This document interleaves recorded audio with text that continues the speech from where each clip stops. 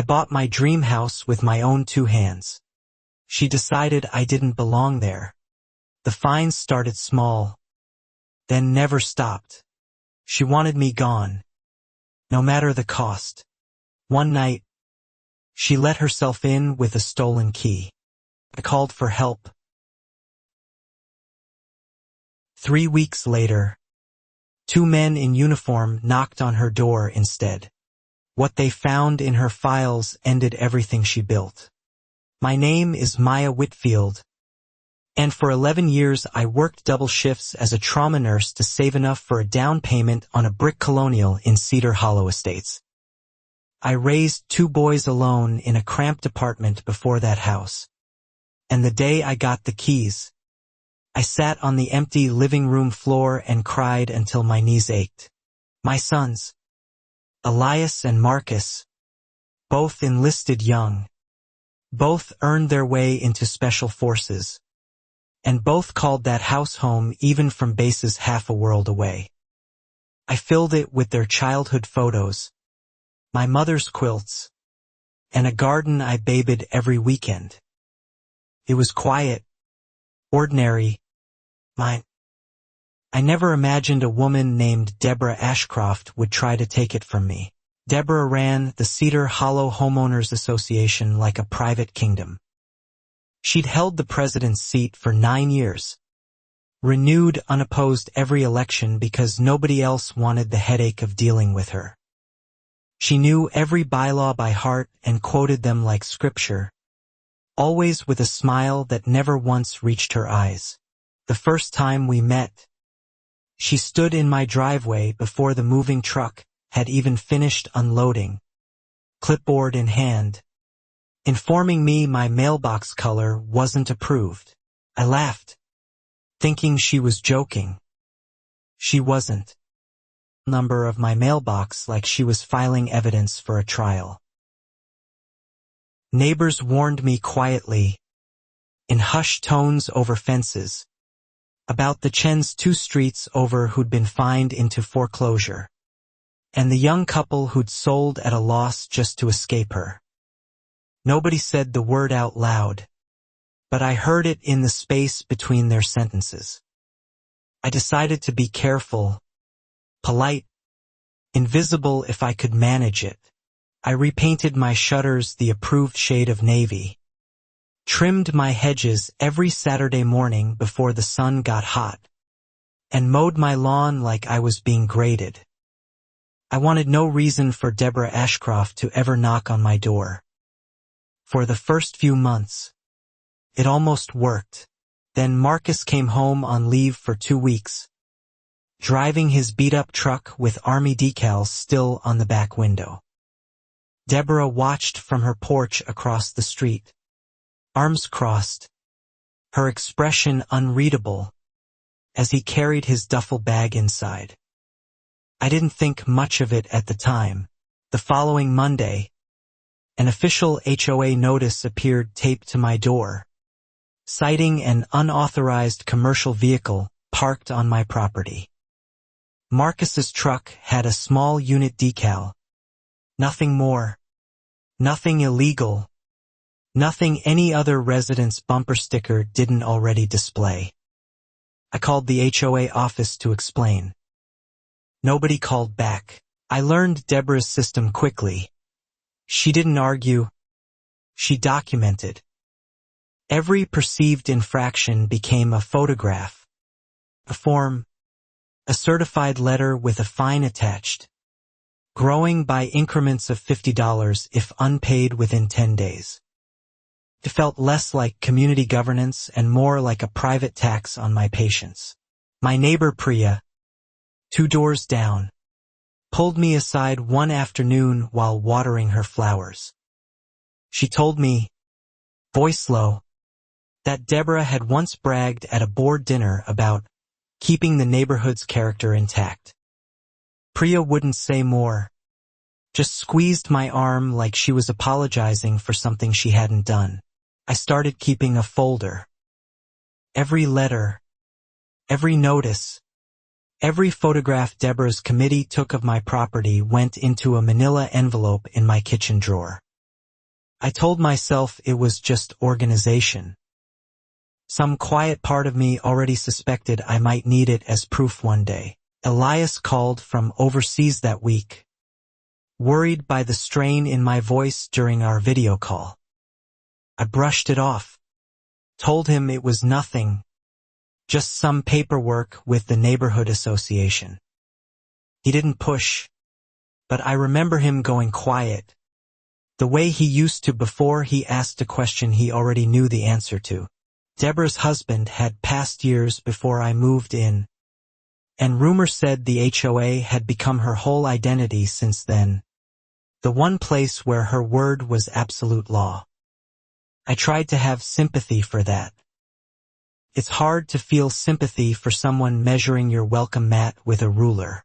By late spring, my fine total had crept past $600 for infractions I never received proper notice about. A garden gnome deemed inappropriate. A wind chime deemed too loud. A wreath left up 4 days past some seasonal deadline nobody had ever mentioned before. Each fine came stapled with a smiling photo of Deborah's signature at the bottom. I went to a board meeting for the first time, hoping reason would work where letters hadn't. Deborah ran it like a courtroom where she was judge, jury, and sole witness. When I raised my hand to speak, she glanced at the clock and said we were out of time, right as my name came up on the agenda. Afterward, an older board member named Frank caught me in the parking lot and quietly told me to just pay whatever she asked. "It's easier," he said, not meeting my eyes. "She doesn't let things go." I asked him what he meant by that. He just shook his head and walked to his car. That night, I sat at my kitchen table with my folder of fines spread out under the lamp. And for the first time since buying the house, I felt something other than pride when I looked at those walls. I felt watched. How literally true that feeling would become. The real trouble started with the flag. I'd hung a small service flag in my front window to honor my sons. A modest banner with 2 blue stars. Within 2 days, a notice appeared citing unauthorized window signage and demanding its removal within 72 hours or face escalating fines.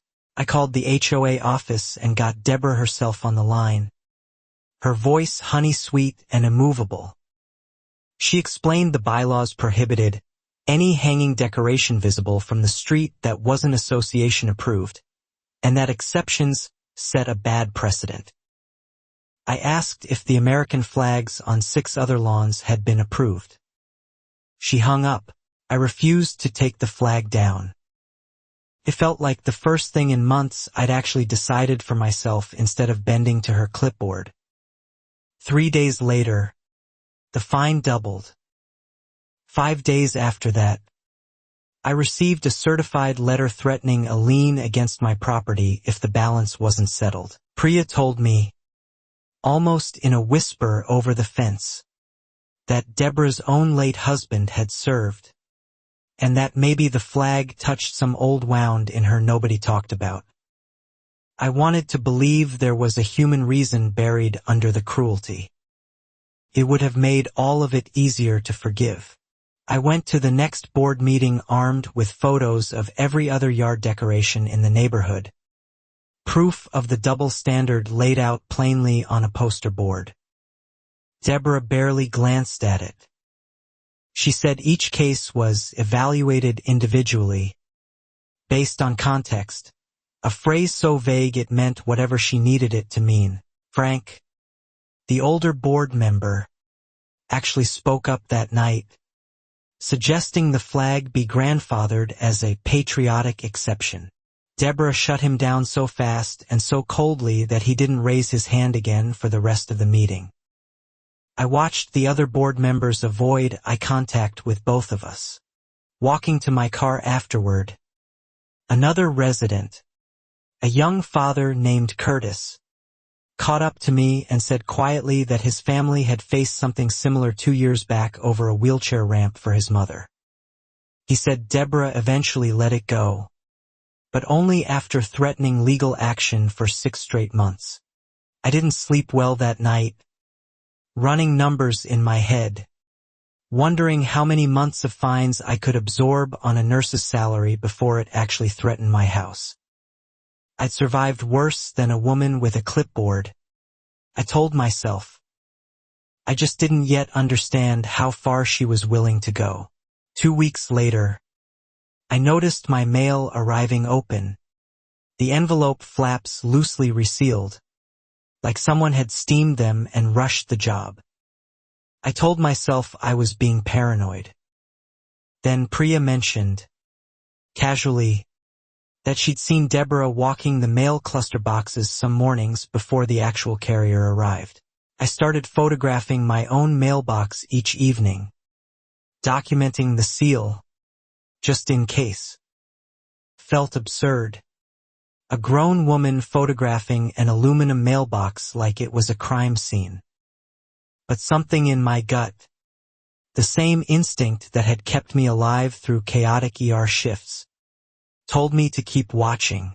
Marcus called that weekend, and this time I told him everything, the flag, the fines, the letters.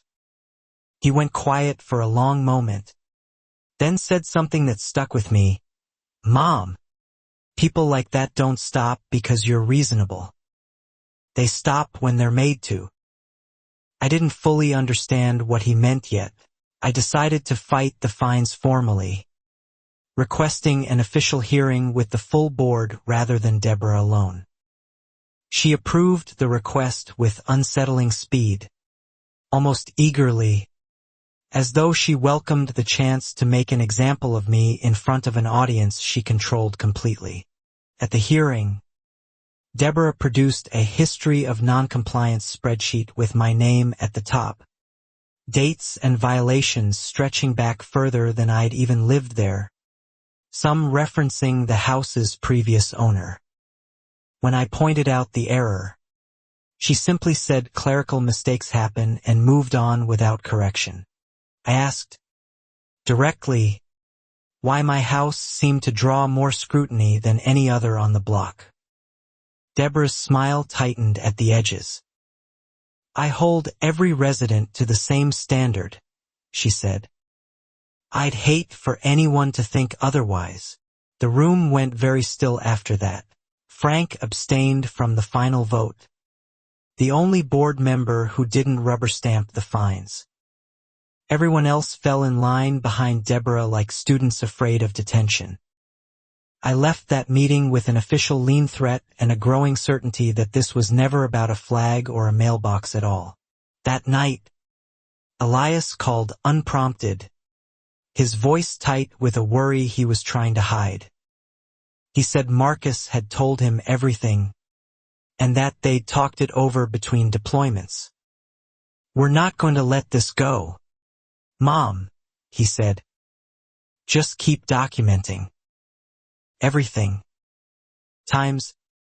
All of it. I didn't know then that my sons had already started quietly asking mutual friends back home, cops, a lawyer they'd served with, a records clerk from Marcus's old unit, to look into Cedar Hollow's HOA filings.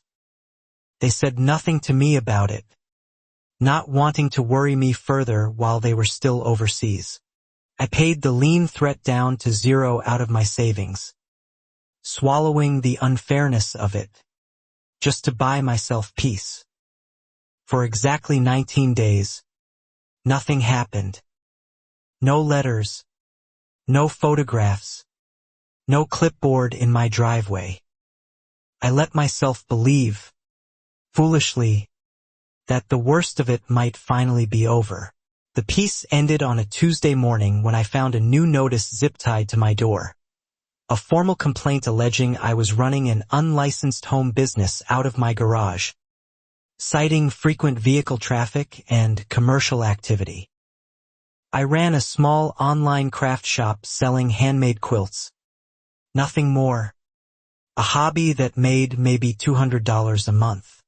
Deborah's letter demanded documentation proving I wasn't violating residential zoning, threatening referral to the county if I couldn't produce it within 5 business days. I spent that entire week hunting down business licenses I didn't legally need for a hobby that small, just to satisfy a bureaucracy she'd invented specifically for me. I discovered, through Priya, that Deborah had personally photographed my garage door open on 3 separate mornings. Timestamps included building what looked disturbingly like a surveillance file rather than a simple complaint. It wasn't about a rule anymore. It was about proving, methodically, that I didn't belong in that neighborhood. I finally confronted her directly, catching her at the community mailboxes one morning. I asked, plainly, what I had ever done to deserve this level of attention. She looked at me with a strange, cold pity and said, "Some people just aren't a good fit for a place like this, dear." I never forgot that word. Fit. Curtis, the young father from down the street, told me privately that Deborah had used nearly identical language with his own family before the ramp dispute. Fit, character, standards. He said his wife suspected it wasn't really about rules at all, and he'd never found the courage to say the word he suspected out loud. I started recording our interactions on my phone after that conversation, tucked in my apron pocket during yard work, just in case. Felt paranoid and exhausting, but the ER had taught me that documentation was the only language people like Deborah respected once accusations started flying in both directions. The garage business complaint escalated to a formal cease and desist letter from the HOA's attorney, threatening a lawsuit over an operation that, by any honest accounting, was smaller than a lemonade stand. I hired my own lawyer, a tired but sharp woman named Renata, using money I'd been saving for a new roof. Renata reviewed the HOA's bylaws and told me plainly that nothing I was doing violated any actual rule. The complaint was baseless on its face. "This isn't about your quilts," she said, tapping the file. "Someone wants you gone, and they're throwing everything they can at the wall." I already knew that. Deborah's tactics shifted after Renata sent a formal response letter. The garage complaint quietly disappeared, replaced almost immediately by a new one alleging my fence height exceeded association limits by 2 inches, a discrepancy so small it required an actual tape measure to detect, which Deborah, notably, had already used. I began noticing her car idling near my house at odd hours, early morning, late evening, engine running, headlights off. I never confronted her about it directly. I simply added the timestamps to my growing folder, now thick enough that I'd bought a second envelope to hold the overflow of complaints and photographs. Marcus's next call came from a satellite phone, static crackling through his voice. But his words were clear. He and Elias had learned Deborah controlled the HOA's finances almost entirely alone, with no outside audit in over 6 years. "That's not normal for an HOA that size, Mom," he said. I didn't understand the full weight of that observation yet, distracted by the daily grind of fines and letters. I just knew that every time I thought I'd found the bottom of Deborah's persistence, she dug a little deeper, found a new angle, a new measurement, a new reason my house offended her. Frank, the reluctant board member, resigned that month, citing personal reasons in a 2-line email to the community listserv. I ran into him at the grocery store shortly after, and he looked older somehow, tired in a way that had nothing to do with age. "Watch your back," he told me quietly. I asked him directly what he knew that he wasn't saying. He hesitated, glanced around the produce aisle like he expected Deborah to appear between the melons, and finally said, "The books don't add up." And I got tired of being the only one who noticed. Then he pushed his cart away before I could ask more. That night I called Renata and relayed what Frank had said. She went quiet for a moment, then told me something that changed how I saw the entire situation. HOAs that size, run without outside oversight, sometimes became vehicles for embezzlement, with escalating harassment used to force out residents who asked too many questions. I hadn't asked any questions about HOA finances. I'd only wanted my flag left alone. But Renata pointed out something I hadn't considered: my son's military service, my visibility in the neighborhood, my refusal to simply pay and disappear quietly, might have made me exactly the kind of resident Deborah couldn't afford to have watching closely. I started attending every board meeting after that, not to fight fines anymore, but to listen, to watch how money moved, who approved what, which invoices got rubber-stamped without discussion. Deborah noticed my new attentiveness immediately. Her smile at me across the meeting room grew thinner, colder. Each week I showed up. The fence height fine turned into a formal violation notice, then a lien filing against my property within an astonishingly fast 2 weeks. Far faster than any process I'd witnessed for other neighbors' disputes. Renata called it procedurally aggressive, legal language for what I already felt in my gut. This had become personal and dangerous. I trimmed the fence myself that weekend. 2 inches, kneeling in the dirt with a level and a saw, refusing to give Deborah's committee the satisfaction of hiring a contractor. Curtis came over unasked and helped, saying little, just working quietly beside me until the job was done and the lien threat evaporated. Elias, home briefly on emergency leave for a training injury, walked the property line with me that same week, measuring everything himself, photographing every board, every stake, creating our own paper trail to counter Deborah's. He didn't say much about what he was thinking, but I recognized the focus in his eyes from childhood.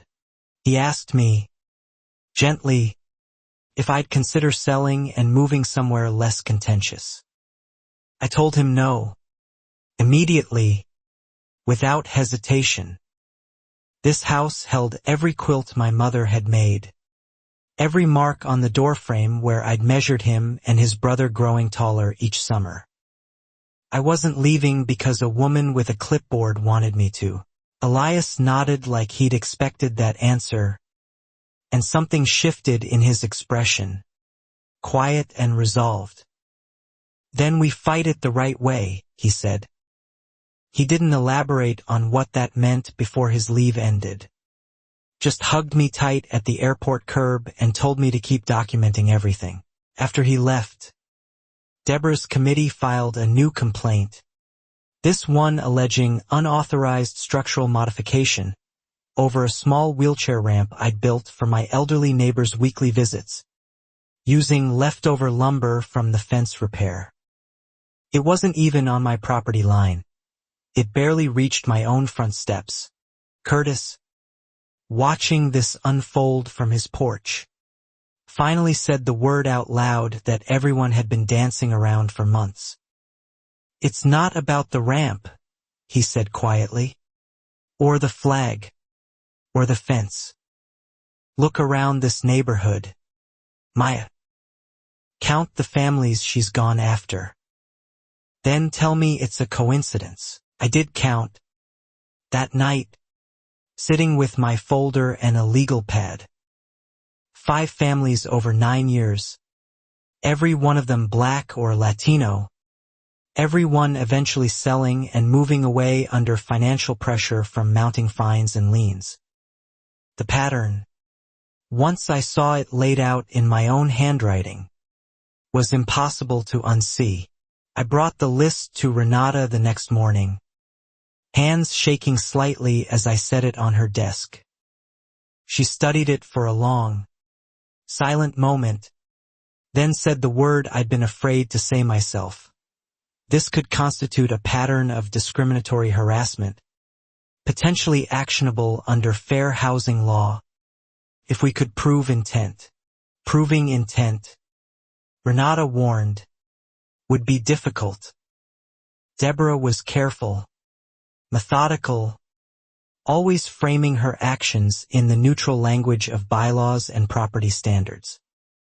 Every fine had a technical justification on paper, however thin. We needed something concrete, something that showed the pattern couldn't be coincidence. We didn't have it yet. I started reaching out to the families on my list, tracking down phone numbers through old neighborhood directories and mutual friends. Most were hesitant to talk, still carrying the exhaustion of their own battles, some outright afraid of reigniting old wounds. But two of them, eventually, agreed to speak with Renata on record. The Chens, who'd moved to Ohio after their foreclosure scare, confirmed a nearly identical pattern: escalating fines over trivial infractions, sudden liens, mysteriously fast legal filings, and a final breaking point that pushed them to sell at a steep loss just to escape the pressure. Hearing their story felt like looking in a mirror. The second family, the Alvarez household, described something new and disturbing. Deborah had once let herself into their garage using a spare key from a previous listing lockbox, claiming she needed to verify a violation in person. They'd never reported it, assuming no one would believe a claim like that against her. That detail lodged itself in my mind like a splinter. A spare key. Lockbox. My own house had sold through the same local realty office Deborah had personally recommended when I first toured it, back before I understood what recommending it actually meant for her ongoing access to my home. I called the realty office directly, my heart hammering, and asked whether HOA board members retained any access to lockbox codes after a sale closed. The agent hesitated, then admitted that codes weren't always changed promptly between listings, especially in communities where the HOA handled certain administrative overlaps with the realty office. I changed every lock in my house that same afternoon, working with trembling hands, cursing myself for not having done it sooner. I told myself I was being paranoid, that surely even Deborah wouldn't cross that particular line. Some quiet, exhausted part of me no longer believed my own reassurance.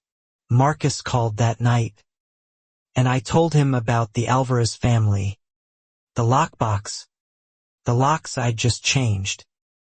His voice went very flat and very calm, a tone I recognized from childhood as the one he used right before he stopped being scared and started being methodical instead.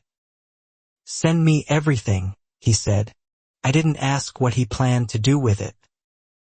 I simply photographed my entire folder, page by page, and emailed it to him and Elias both, along with the Chens and Alvarez's statements Renata had collected.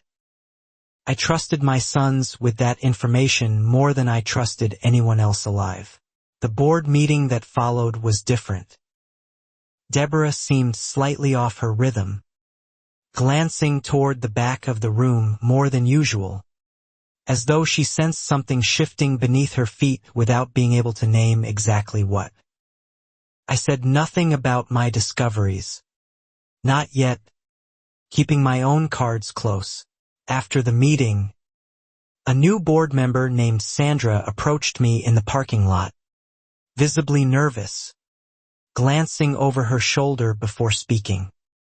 She said she'd been on the board only 8 months and had started noticing irregularities in the reserve fund reports that Deborah always presented herself, never allowing outside review. Sandra admitted she'd raised questions privately once, only to be quietly excluded from finance committee meetings afterward, replaced by a board member more willing to simply approve whatever Deborah put in front of them without scrutiny. She said she'd been afraid to say anything publicly, afraid of becoming Deborah's next target. I gave Sandra Renata's contact information, careful not to push too hard, respecting how frightened she clearly was. She took the card with visibly shaking fingers and told me she'd think about it. I drove home that night feeling, for the first time in months, like the ground might actually be shifting. That week, the wheelchair ramp violation escalated into a fine notice demanding removal within 10 days or a lien would be filed.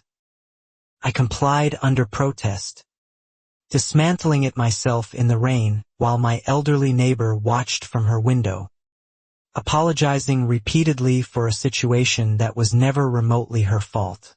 For a while afterward, things went eerily quiet.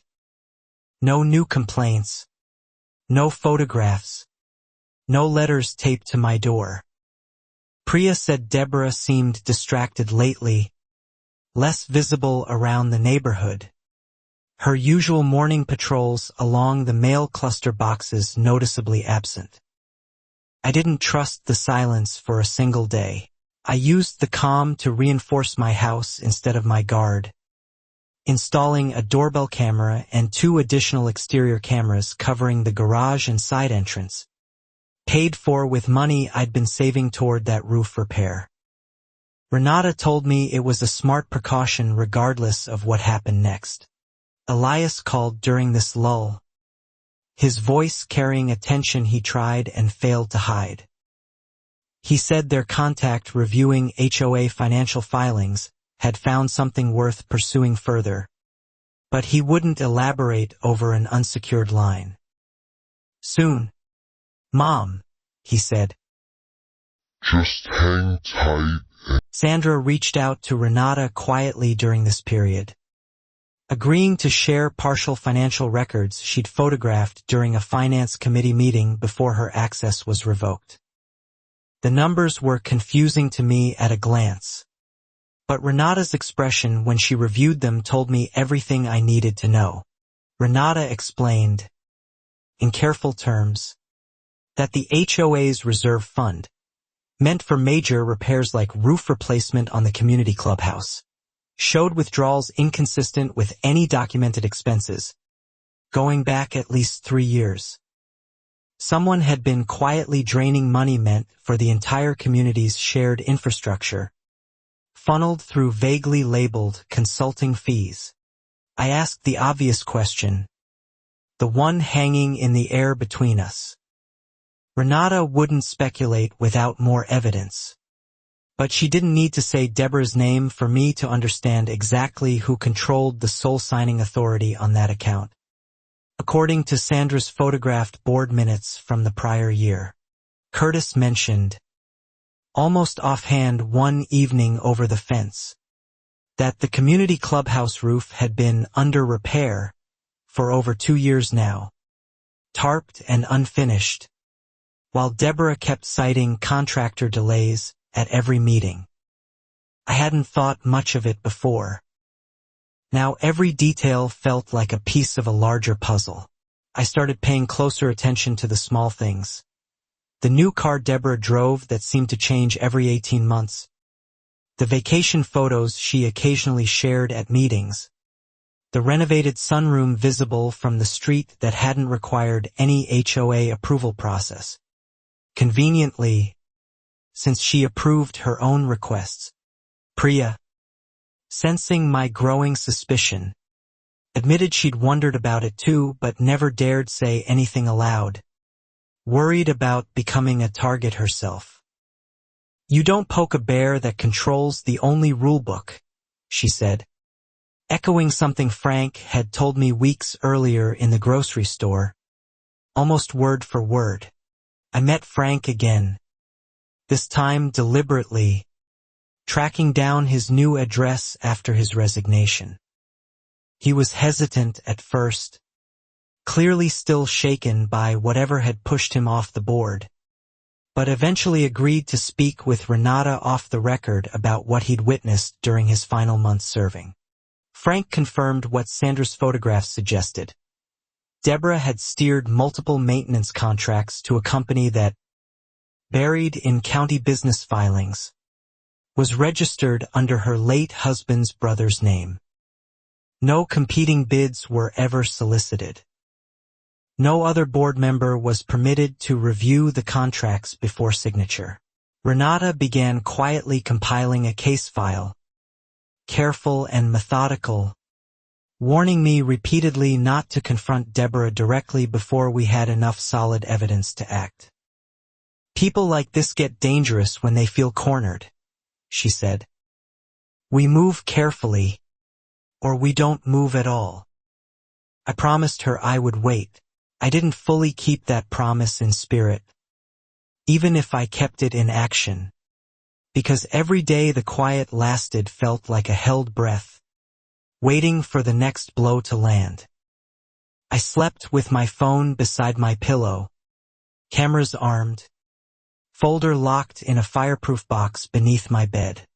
The quiet ended on a Thursday evening in late summer, when Deborah appeared at a board meeting with a new, urgent complaint, an anonymous tip, she claimed, alleging my house was being used to illegally house unauthorized occupants, a vague accusation with no evidence attached beyond her own written statement.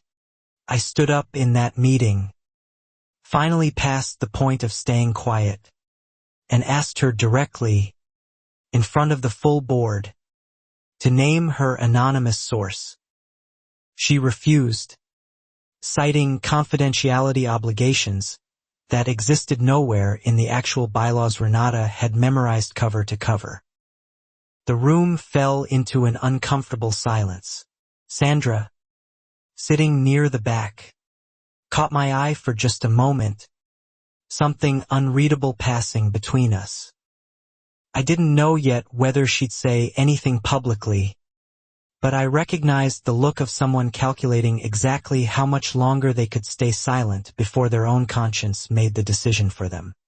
The unauthorized occupants complaint triggered a formal HOA inspection request, giving Deborah's committee grounds to demand entry to my property within a specified window, citing bylaw language about verifying compliance. Renata fought it immediately, filing a formal objection citing my constitutional protections against unreasonable search absent any actual evidence.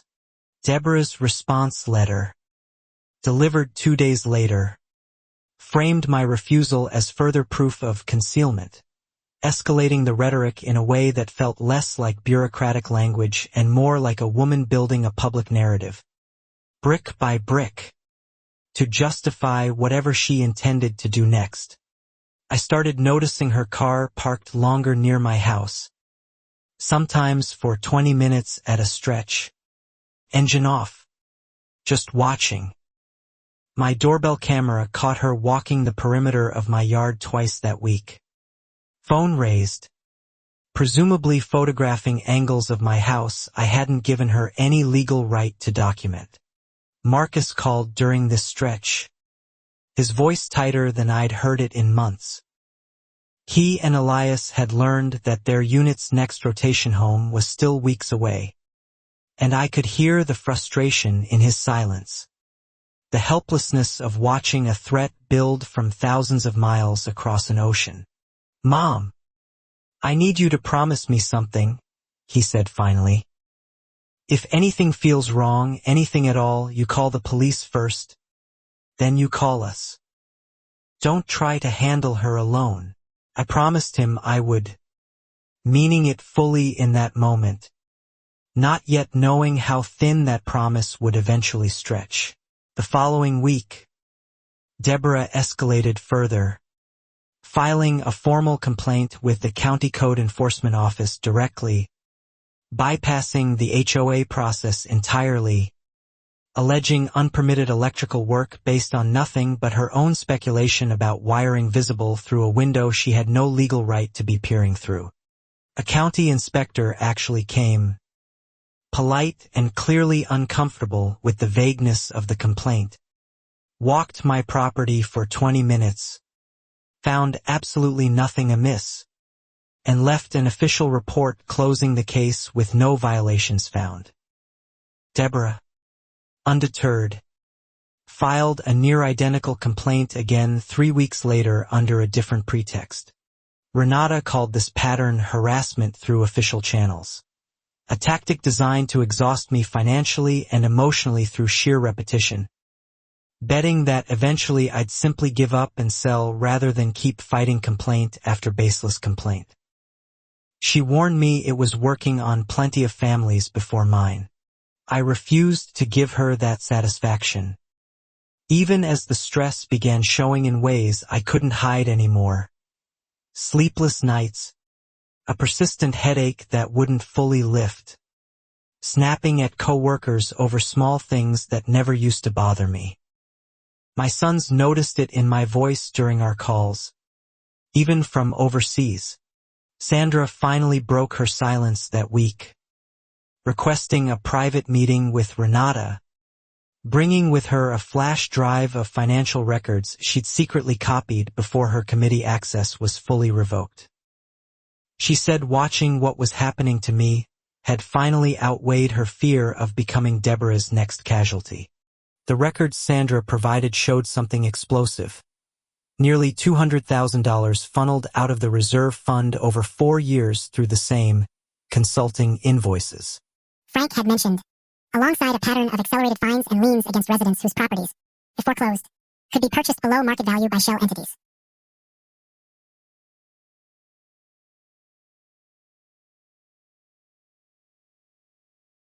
One of those shell entities, buried 3 layers deep in county filings, traced back to an LLC registered at Deborah's own home address. Renata sat back in her chair when she found it, exhaling slowly. "This isn't just harassment anymore," she said quietly. This looks like a real... I felt something shift inside me reading that, a strange mixture of vindication and fear. Vindication, because I finally understood this had never been about a flag or a mailbox.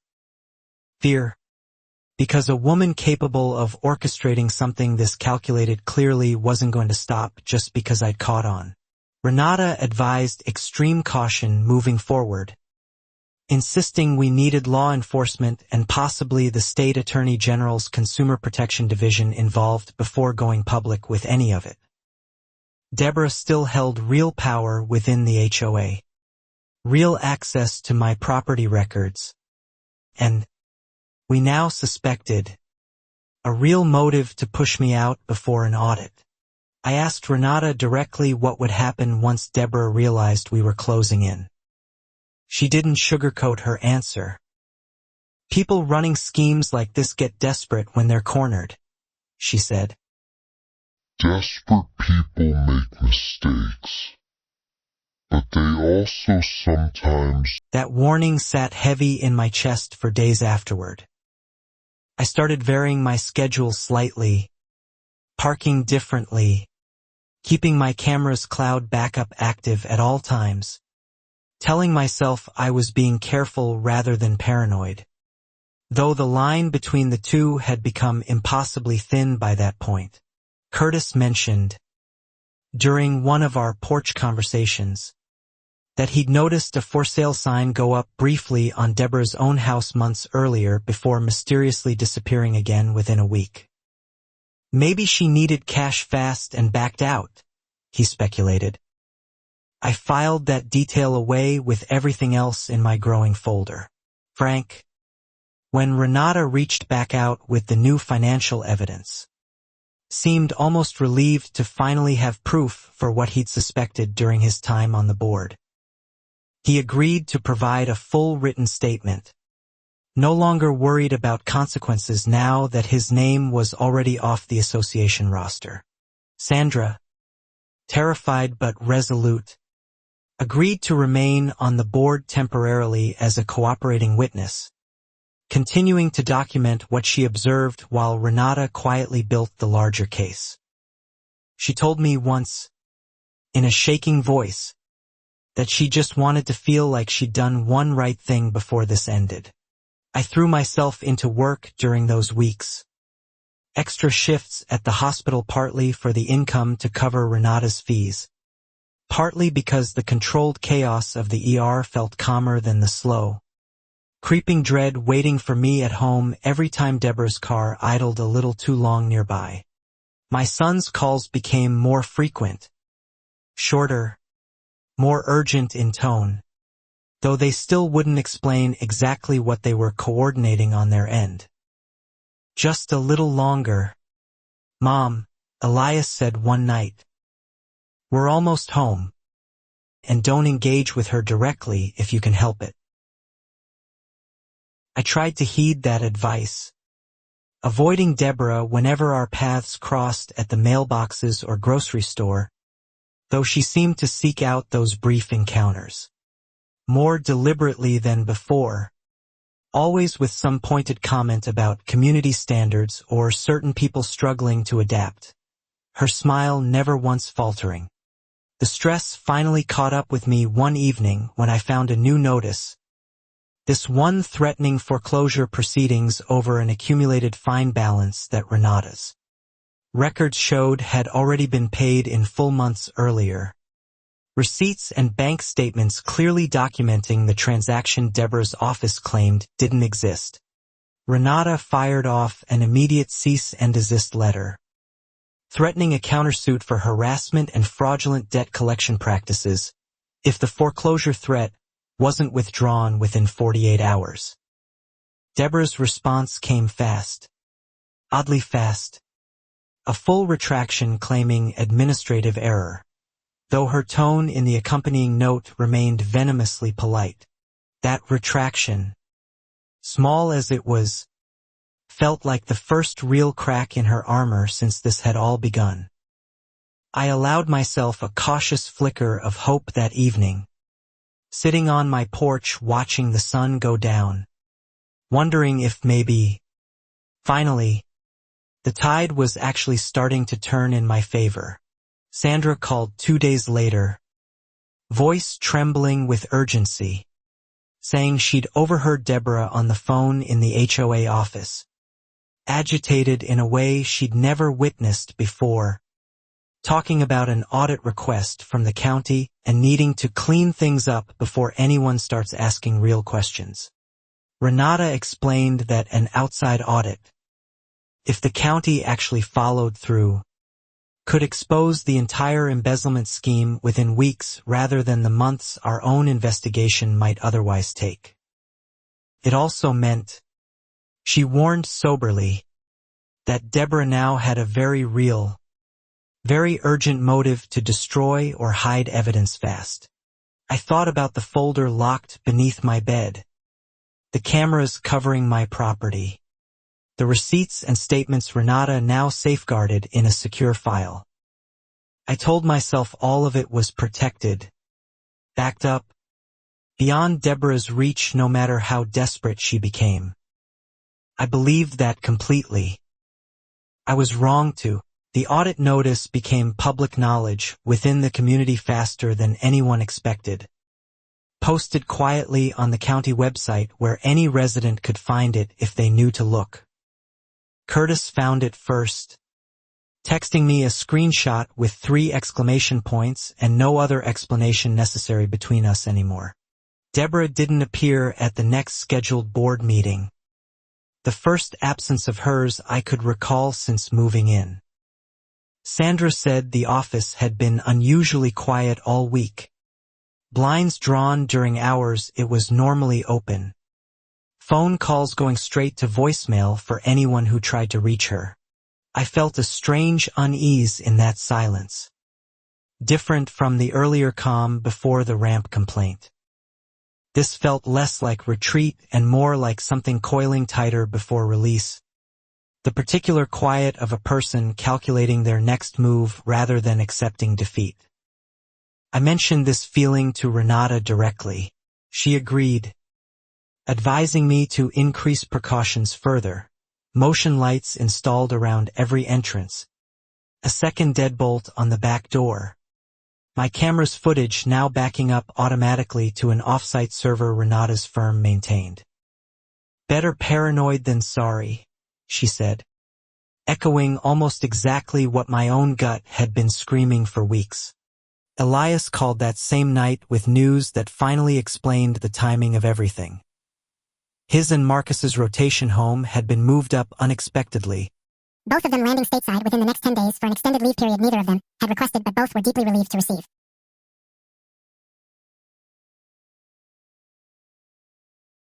We'll be there soon, Mom, Marcus said, his voice carrying an edge of something I couldn't quite name at the time. Relief, maybe, or the particular calm of soldiers who'd already decided exactly what needed to happen once they arrived and simply hadn't told me the details yet. I counted down those 10 days with a strange mixture of dread and anticipation, going through my daily routines on autopilot, cameras armed, folder locked, phone charged and within reach at all times. The neighborhood itself seemed to be holding its breath alongside me, waiting for whatever came next.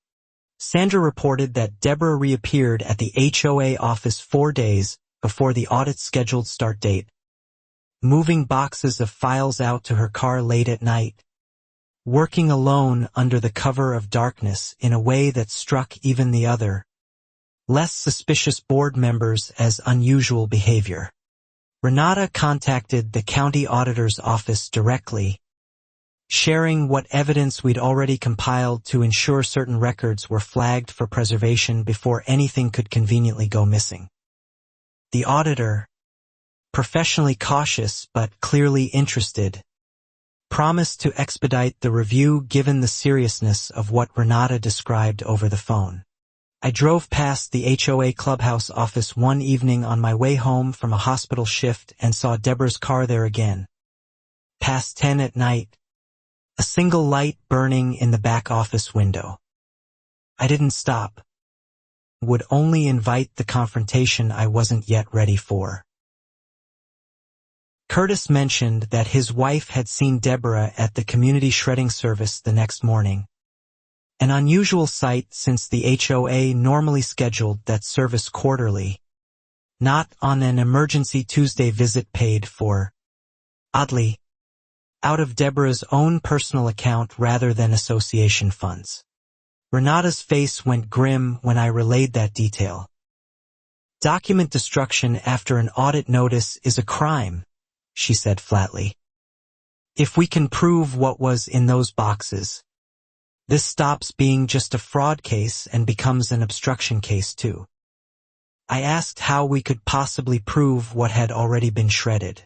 She didn't have an immediate answer, only a renewed urgency in her voice, insisting we needed to move faster now than our original careful timeline allowed. Sandra agreed to try photographing whatever remaining files she could access before Deborah destroyed anything further, risking her own standing on the board to do it. I felt the tension in the neighborhood shift palpably that week. Neighbors exchanging knowing glances at the mailboxes, whispered conversations falling silent whenever Deborah's car appeared. The community that had once watched my struggle with quiet sympathy now seemed to be watching Deborah herself with something closer to suspicion. Priya told me she'd finally decided to speak with Renata as well, admitting she'd witnessed Deborah entering the Alvarez family's old house, now vacant, still HOA-owned pending resale, on multiple late nights over the past year. Always alone.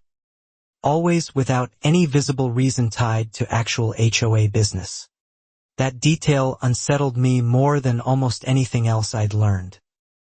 A vacant house. Restricted access. I thought again about the lockbox codes, the spare keys, the pattern the Alvarez family had described from years earlier that I'd assumed, hoped, was isolated to their own experience alone.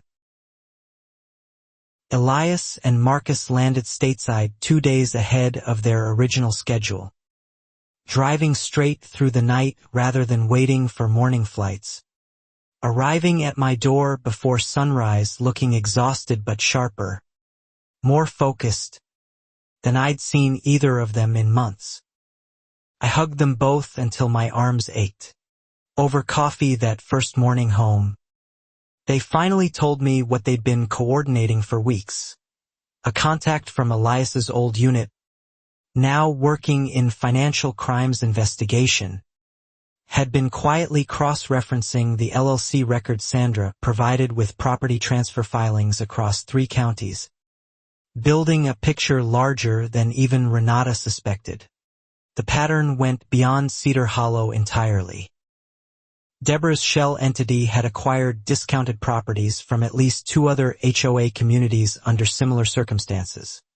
Aggressive fine campaigns, sudden liens, families pressured into distress sales, stretching back nearly a decade before I'd ever moved into the neighborhood at all. Marcus laid printouts across my kitchen table, the same table where I'd once spread my folder of fines under a lamp feeling helpless and small. This time, looking at the evidence with my sons beside me, I felt something entirely different. The slow, steady rise of something that finally resembled real power. "We're not going to confront her directly," Elias said, reading the expression on my face correctly.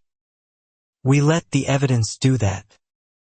Renata files everything with the county and the state. We let law enforcement move on the fraud. And we make sure you're safe every single step until they do." I agreed, wanting more than anything for this to end through paperwork and courtrooms rather than confrontation.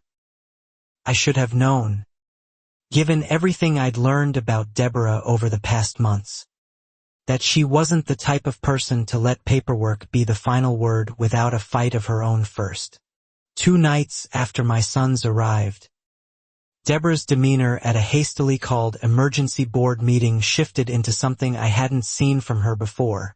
Not cold composure, but a barely restrained agitation.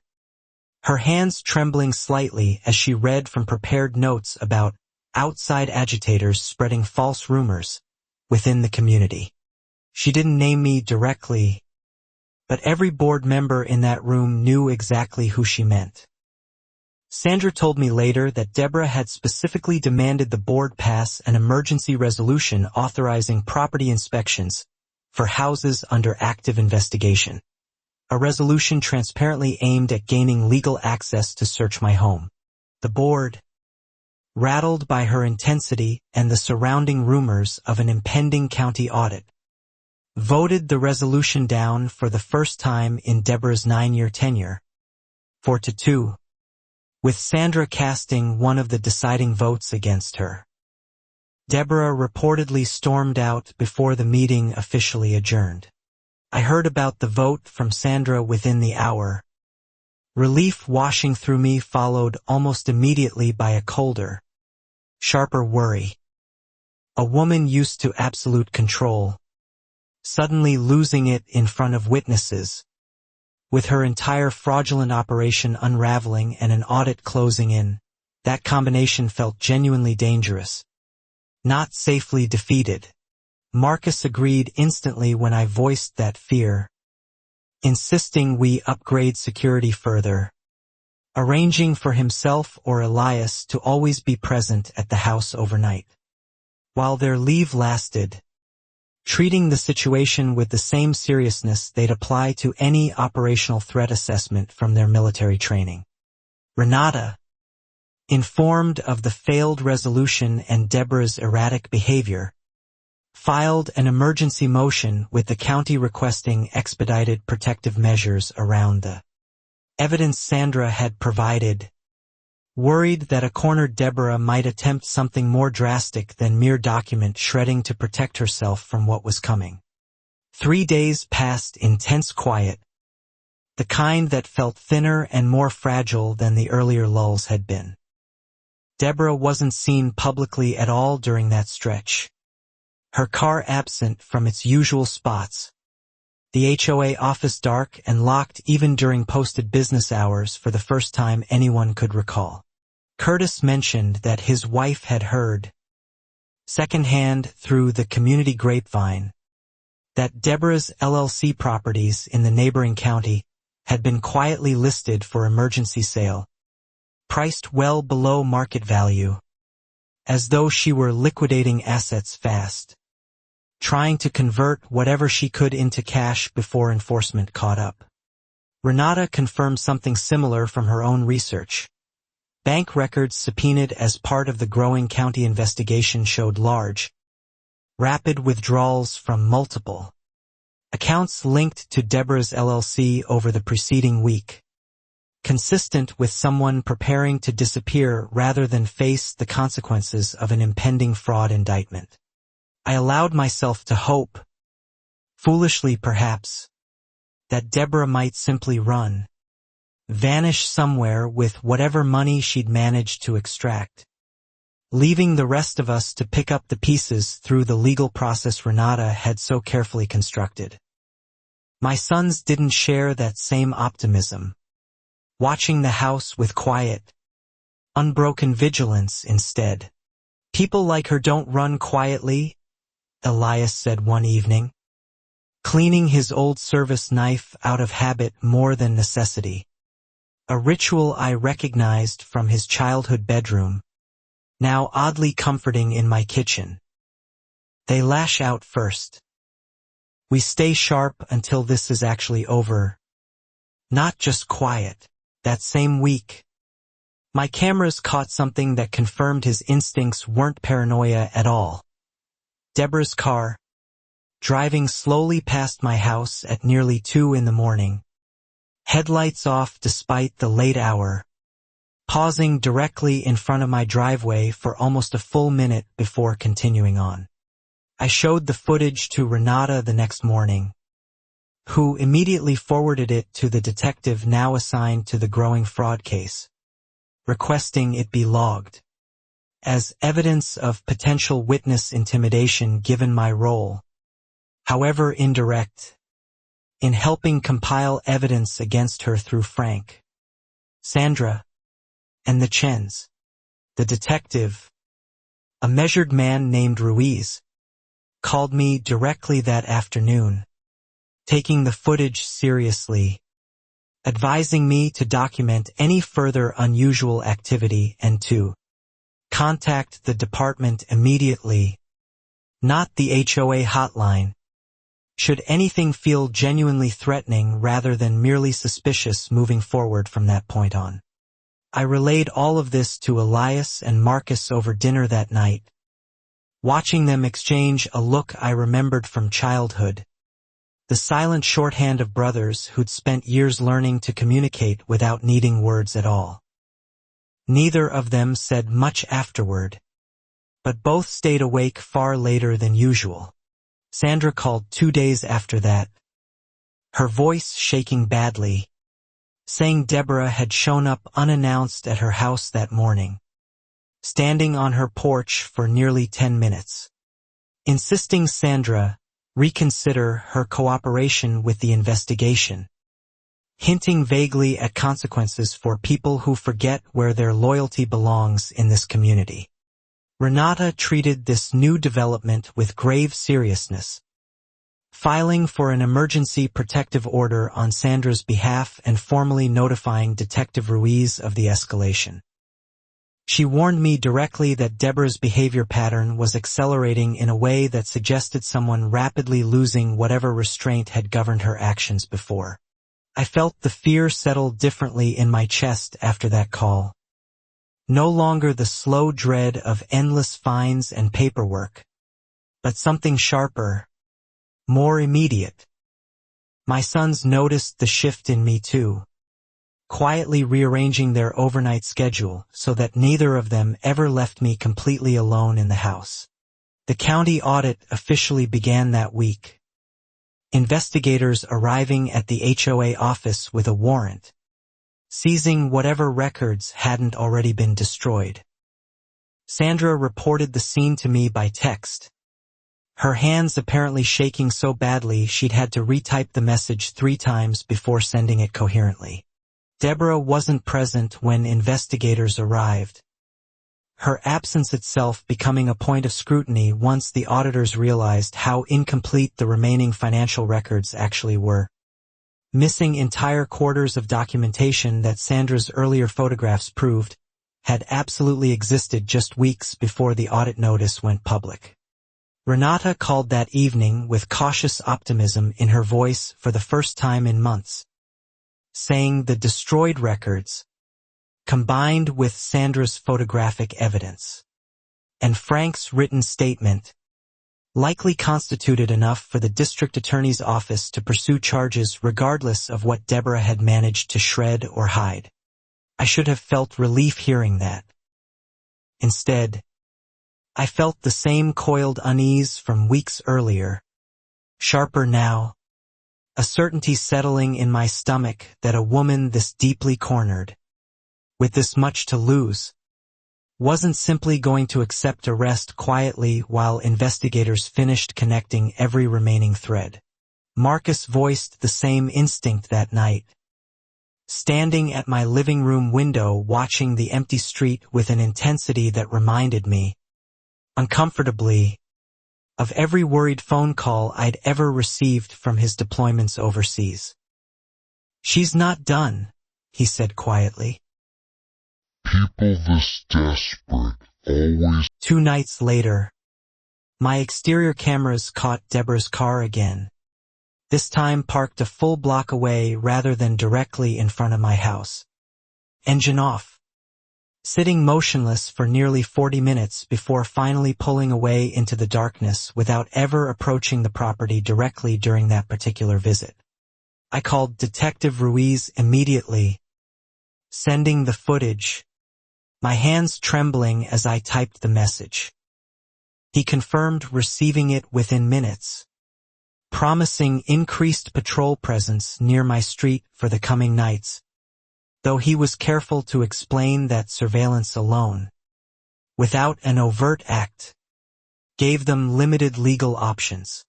Elias didn't seem satisfied with limited legal options, pacing my kitchen after that call with the restless energy of someone accustomed to solving problems more directly than the civilian legal system allowed. Marcus put a steadying hand on his shoulder, a silent reminder of whatever plan they'd already quietly agreed upon between themselves. I asked them directly what that plan actually was. They exchanged a glance before Elias finally answered. They'd requested, through Renata, that I temporarily relocate to Marcus's off-base apartment 2 counties over, just until the immediate legal proceedings against Deborah reached a more stable, less volatile stage of resolution. I refused at first, stubborn pride flaring exactly the way it had when Elias first suggested selling the house months earlier. This was my home, built from 11 years of double shifts and sacrifice, and some deep, tired part of me couldn't stomach the idea of being chased out of it, even temporarily, by fear. Renata gently but firmly pushed back on my refusal, reminding me that safety wasn't surrender, that stepping back briefly while the legal process closed in on Deborah wasn't the same as losing to her. Reluctantly, exhausted, I finally agreed to leave for what I believed would only be a handful of nights. We planned the move for that coming weekend, giving me time to arrange coverage for my hospital shifts and pack essentials without drawing obvious attention. to an empty house that Elias worried might otherwise become an even more tempting target for whatever desperate act Deborah seemed to be building toward. The night before I was scheduled to leave, Marcus insisted on staying at the house alone while Elias drove ahead to prepare the apartment. A decision I protested but ultimately accepted given how firmly both of my sons had settled into treating this entire situation with the seriousness of an active operation.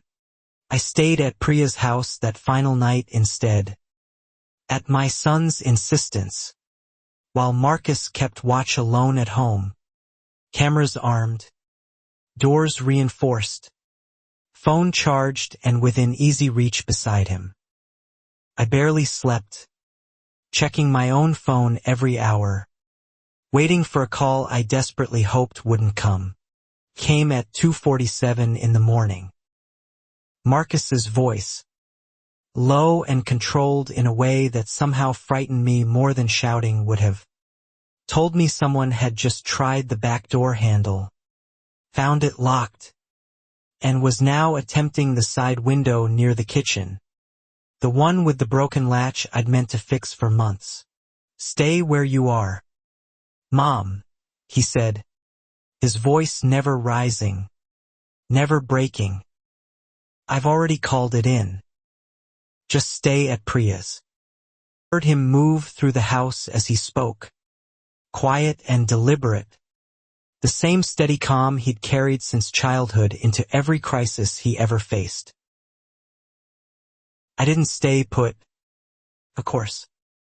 I grabbed my keys and drove back toward my own street with my hands shaking so badly I nearly missed the turn. Priya calling after me from her porch, unable to stop me, dialing Detective Ruiz's number herself as I pulled away into the dark. I arrived to find red and blue lights already washing across my lawn. 2 patrol cars parked at odd angles in my driveway. My kitchen window shattered inward. Glass scattered across the counter where I usually kept my mother's old sewing basket. My heart dropped somewhere I couldn't immediately locate. Marcus stood on the front porch, unharmed, arms crossed, speaking calmly with an officer while another patrol unit's spotlight swept the side yard. When he saw me, something in his shoulders finally loosened. Just slightly, the first visible crack in his composure since the phone call had woken me hours earlier. "She's in custody," he said simply, before I could even ask. Tried to climb through the kitchen window. Set off the motion light. I was already awake. Called it in before she even got the screen off. Officers caught her 2 houses down trying to run once she heard the sirens.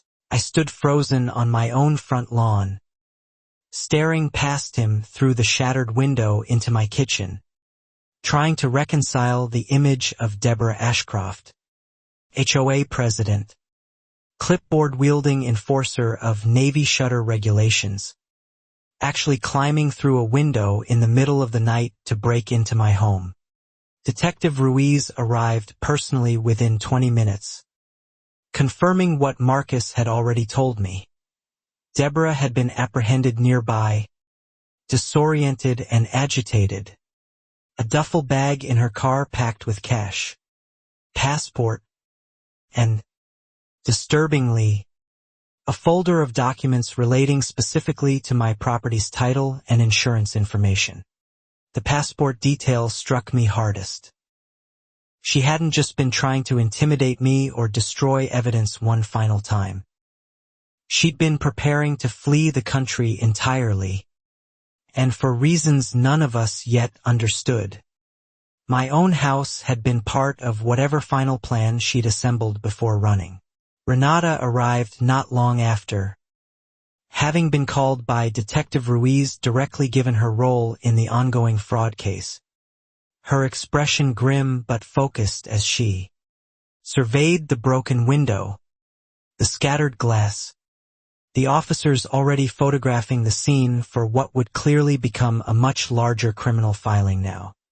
Elias arrived within the hour too, having turned around the moment Marcus called him, breaking every speed limit on the two-county drive back. He found his brother standing guard on the porch, found me shaking on the front steps, and simply sat down beside me without a word. His presence its own kind of steadiness. I learned, over the following hours, that Deborah's attempted break-in wasn't random desperation at all, but calculated. Sandra later told investigators that Deborah had specifically mentioned, in an intercepted voicemail, needing to retrieve the original closing documents from my house before she could safely disappear. Documents that apparently proved something incriminating about my property's history. Detective Ruiz explained the theory taking shape once forensic accountants dug deeper. My house, turned out, had briefly passed through one of Deborah's shell LLCs during a gap in ownership records years before I ever purchased it. A detail buried in county filings that, if exposed, would directly tie her personally to the fraud scheme. The original closing documents I'd kept, out of simple sentimental habit, in a fireproof box in my closet, the same box that held Marcus and Elias's birth certificates and my late mother's letters, apparently contained information Deborah desperately needed either to destroy or alter before any deeper audit could trace the ownership gap back to her. I felt something cold settle over me learning this. She hadn't broken in that night out of blind panic or simple retaliation. She'd broken in with a specific target, a specific document, willing to physically enter my home in the dead of night rather than let a piece of paper expose her final, deepest secret. Renata moved quickly to secure that fireproof box as formal evidence, working with Detective Ruiz to ensure a proper chain of custody before anything could be disputed later in court. Reading through the documents together the following afternoon, we finally understood the full, ugly shape of what Deborah had actually built. The house I'd bought, the home I'd raised my sons in, the walls holding 11 years of my hardest-earned pride, had briefly been acquired by Deborah's shell company. 2 years before my purchase, flipped quickly and quietly to erase the paper trail, sold to me through the same realty office she'd personally steered me toward. I hadn't just been an arbitrary target of her cruelty all these months. I'd unknowingly purchased a piece of evidence itself. A house whose very ownership history could expose the entire fraudulent network she'd spent nearly a decade building across 3 counties, harming families exactly like mine, exactly like the Chens and Alvarez's before me. That realization reframed everything: the flag complaint, the fence dispute, the garage business accusation, even the earlier lockbox intrusion the Alvarez family had described. It hadn't only been racial prejudice driving her campaign against me, though that ugliness had clearly shaped every choice she made. It had also been fear, calculated and self-preserving, of exactly this moment. Detective Ruiz confirmed, during a follow-up interview at my kitchen table days later, that investigators believed Deborah had targeted me more aggressively than other residents, specifically because my growing scrutiny, driven by my son's military connections and my own refusal to simply comply and disappear, threatened her scheme faster than she could control. Sandra, when I finally spoke with her directly after everything came to light, admitted through tears that she'd suspected the ownership gap in my property records months earlier, but hadn't understood its significance until investigators explained it to her during her own formal interview about the broader fraud investigation. Frank, hearing the full story secondhand from Renata, said something that stuck with me for a long time afterward, that he'd always sensed Deborah's cruelty ran deeper than simple bureaucratic pettiness.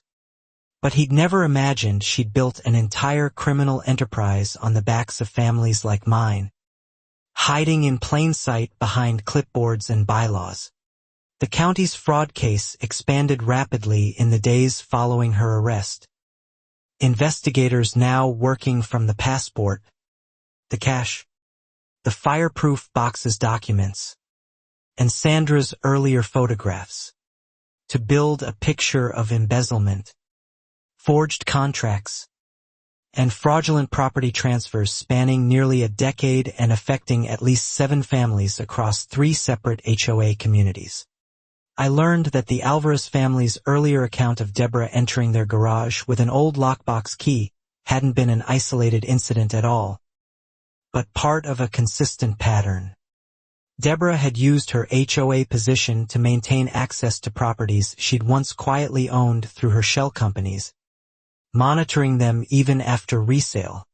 Curtis, hearing the full scope of it from neighborhood gossip that spread fast once the arrest became public knowledge, said what half the street was probably thinking. 9 years, he said, shaking his head on his porch. 9 years we let her run this whole... Priya apologized to me, unprompted, for the months of quiet whispers and hushed warnings instead of open support, admitting that fear of becoming Deborah's next target had kept her, and likely half the neighborhood, from speaking up sooner about patterns everyone privately noticed but nobody wanted to confront directly. I told her there was nothing to apologize for. That fear made sense given everything Deborah had proven capable of, and that the important thing now was making sure the truth came out fully. For my sake and for every family before mine who'd been quietly pushed out and left to carry the loss alone. The district attorney's office, working with the state's Consumer Protection Division, formally charged Deborah with multiple counts of wire fraud, embezzlement, forgery, and breaking and entering. Alongside a growing civil suit Renata was preparing on behalf of myself, the Chens, the Alvarez family, and 2 other affected households she'd since located. I sat through the arraignment hearing with Marcus and Elias flanking me on either side, watching Deborah appear via video link from county custody, her composure entirely different from the confident, clipboard-wielding woman who'd once measured my fence with such righteous certainty. She looked smaller somehow, diminished, stripped of the authority that had shielded her for so long. She didn't look at me once during the entire proceeding, her eyes fixed somewhere just past the camera, and I found myself surprised by how little satisfaction that avoidance actually gave me. I'd expected triumph. What I felt instead was something quieter, more exhausted, the simple relief of a threat finally being named and contained. Renata warned me the legal process ahead would be long, likely stretching well over a year through pretrial motions, discovery, and eventually trial unless Deborah's attorneys negotiated a plea given the strength of the evidence against her. I told her I could wait. Certain outcomes already. Elias's extended leave ended 2 weeks after the arrest, and watching him pack his duffel bag again at my kitchen table brought back the same ache I'd felt every deployment before, sharpened now by everything we'd survived together during those final weeks. "You did good, Mom," he said, hugging me tight. "You never once backed down."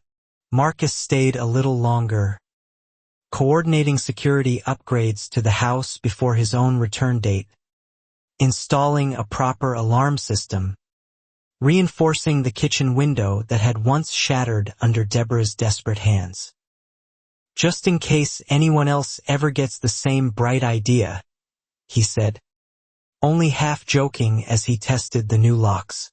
I found myself, in the quiet weeks after both my sons finally returned to their bases, sitting on my front porch some evenings simply watching the street, no longer flinching at every passing car, no longer photographing my own mailbox out of paranoid habit. The house felt like mine again, fully, for the first time in nearly a year. Sandra took over as interim HOA president through an emergency community vote, immediately commissioning a full independent audit and instituting new bylaws requiring multiple board signatures on any fine over $100, alongside a formal review process for any complaint targeting the same resident more than twice within a calendar year. The community, shaken and humbled by everything that had surfaced, rallied in ways I hadn't expected. Neighbors I'd barely spoken to before started stopping by, dropping off casseroles, offering to help with yard work, as though the collective guilt of 9 years' silence had finally found somewhere honest to go.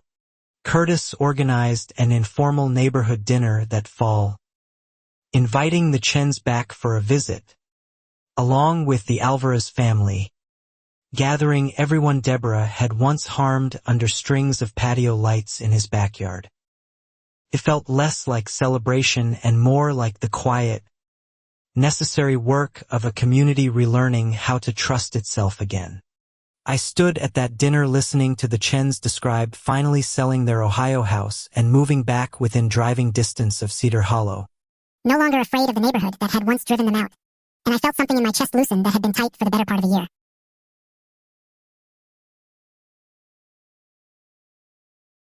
Renata called 2 months later with an update on the case. Deborah's attorneys had opened plea negotiations, the evidence against her simply too overwhelming to risk a trial, facing the combined weight of the criminal fraud charges alongside civil suits from 5 separate families now formally represented in the growing litigation. I thought, hearing that news, about the manila envelope I'd started keeping in my kitchen drawer nearly a year earlier, back when I'd told myself it was just organization, some quiet instinct insisting I might need it someday. That instinct, born from years of trauma-ward vigilance, had ended up protecting far more than just myself. The plea deal, finalized that winter, sentenced Deborah to 8 years in state prison alongside restitution orders covering the embezzled reserve funds and damages to every family she'd targeted, myself included, the exact figures still being finalized through Renata's ongoing civil proceedings, running parallel to the criminal case.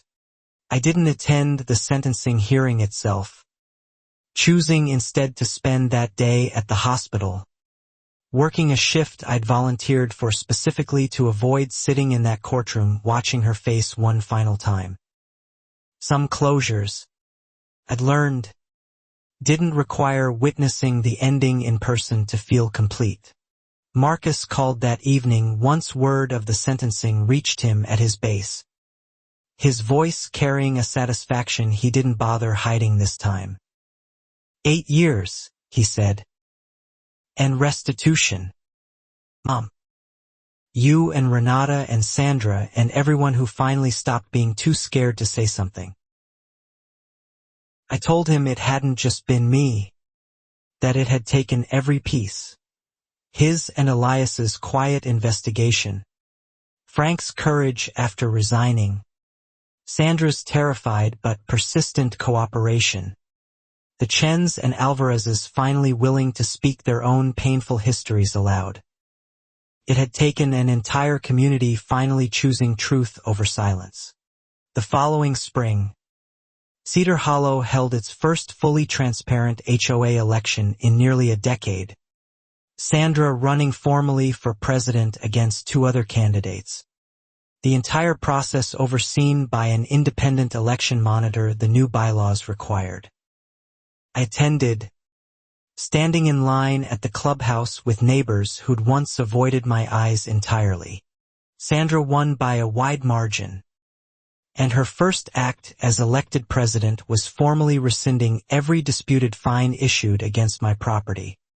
The Chens, the Alvarez families, and the two other households Deborah had targeted, wiping clean nearly 2 years of accumulated financial harassment in a single unanimous board vote.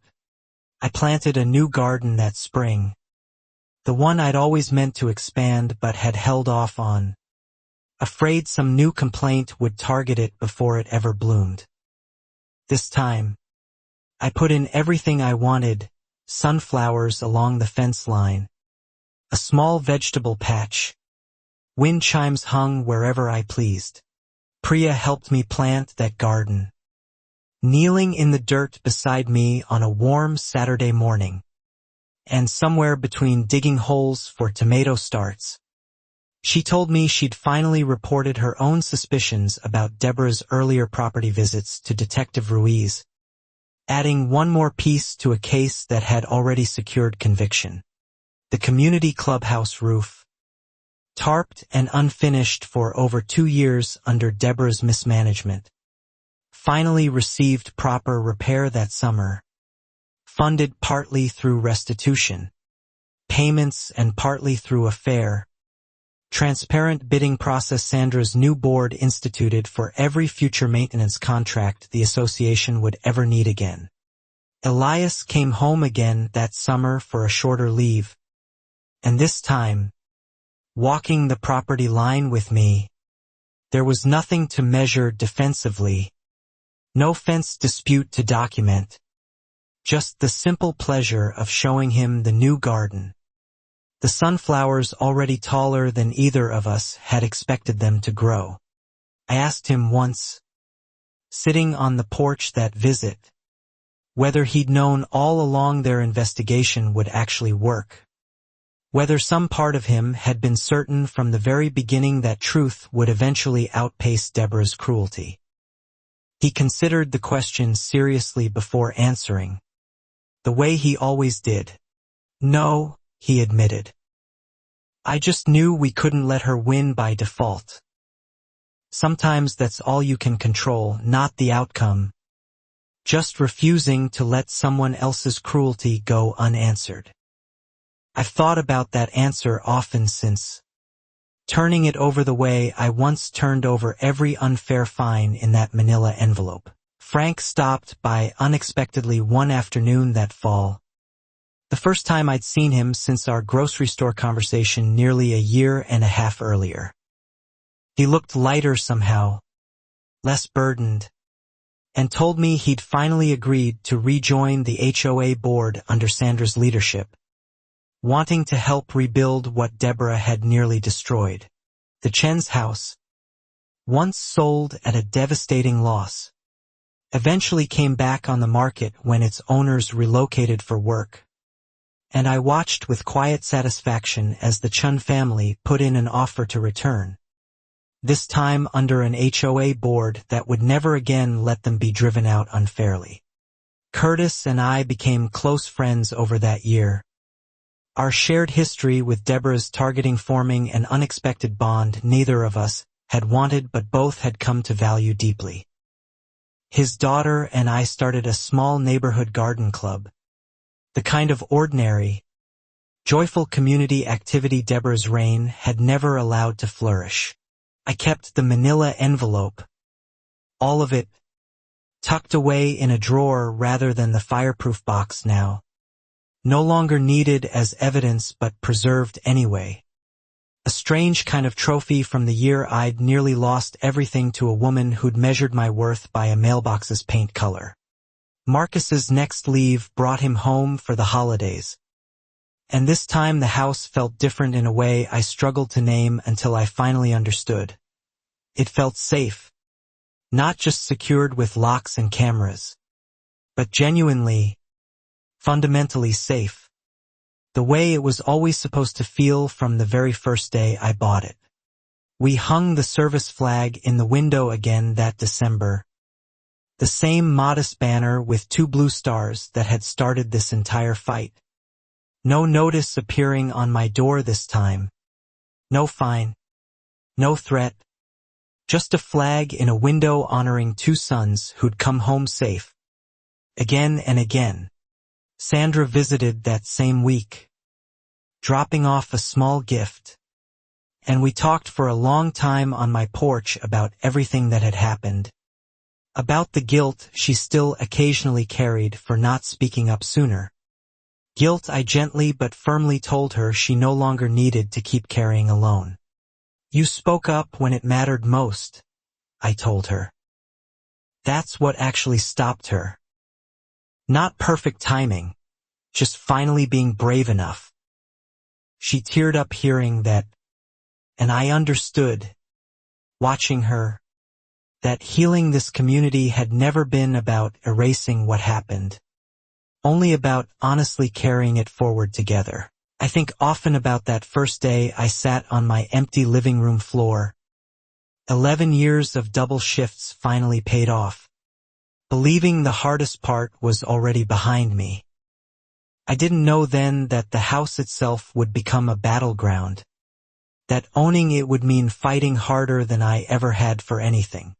But I think, too, about every family Deborah harmed before me. Families who didn't have sons trained to notice patterns, lawyers willing to dig deep, or a community finally brave enough to speak honestly once given the chance. I carry their stories now, folded in with my own, a reminder of what silence costs. The restitution checks arrived that spring, modest compared to everything actually lost, but meaningful nonetheless. And I used mine to finally finish the roof repair I'd been saving for since before this entire ordeal began. A small, ordinary act of care for a house that had asked so much of me to protect. Elias, home again briefly that summer, helped me install new gutters, working alongside Curtis and Marcus in a scene so mundane and peaceful I nearly cried. Watching it from my kitchen window, 3 men on ladders, laughing about nothing in particular, on a house that had once felt like a fortress under siege. I ran into Deborah's name one final time that year, in a brief local news article marking the 1-year anniversary of her sentencing. A short piece noting the restitution payments now fully distributed and the HOA's ongoing reforms under Sandra's leadership. I read it once, folded the paper closed, and didn't think about her again for a long while. My garden bloomed fully that second spring. Sunflowers taller than the fence line Deborah had once measured with such precision. Tomatoes ripening on vines. Nobody had authority to complain about. Wind chimes ringing softly in an evening breeze that finally, truly, belonged only to me and no one else's clipboard. Marcus and Elias both returned home again that following winter. Longer leave this time, and we spent it exactly the way I'd always imagined when I first bought that house 11 years into my nursing career. Quiet mornings, a full table, no fear waiting behind the front door when I finally locked it each night. I think about Frank sometimes, about the quiet courage it took him to finally speak after months of staying silent out of fear, and I've come to believe that's ultimately what broke Deborah's reign. Not any single dramatic confrontation, but a slow accumulation of ordinary people finally choosing honesty over comfortable silence.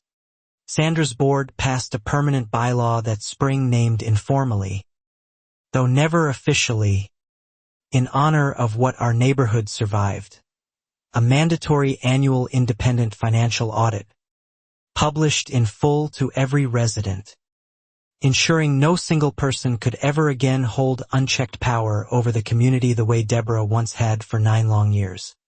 I attended that first published audit meeting, sitting beside Priya and Curtis, watching numbers presented openly, questions welcomed rather than punished, disagreements handled with actual discussion instead of retaliation. Felt For the first time since moving into Cedar Hollow, like an actual community rather than a kingdom I'd merely been tolerated within. The house still holds every mark it always did. My mother's quilts. The door frame measurements charting my sons growing taller each summer. Photographs from bases half a world away. But it holds something new now too. A hard-earned certainty that it can never again be taken from me by anyone's cruelty or greed. Some evenings I still sit at that kitchen table where the folder once spread out under lamplight, where Marcus once laid printouts building a case larger than either of us initially understood, and I think about how close I came to losing everything, and how instead, somehow, I ended up gaining a stronger community entirely. I don't know if Deborah ever truly understood what she built, or only what she destroyed trying to protect it. I know only that my sons came home, that the truth eventually outpaced her lies, and that the house I worked 11 years to earn remains exactly what it was always meant to be. Mine. Safe. And finally, completely, peace. Priya asked me once, gardening together that second summer, whether I ever regretted moving into Cedar Hollow at all, given everything it had cost me.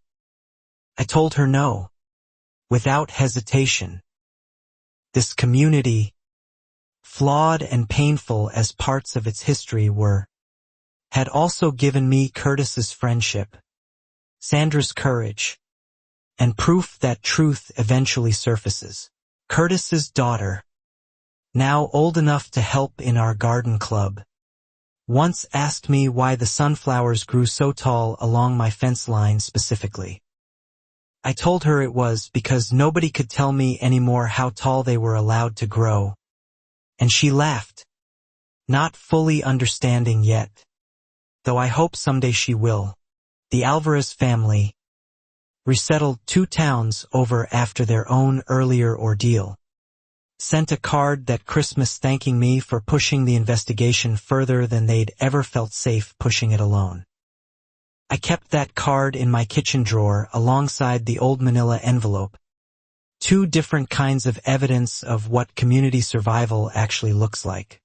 I sometimes wonder what would have happened if I'd simply paid every fine quietly, sold the house early, disappeared the way Deborah clearly wanted, the way she'd successfully pushed out 5 families before me.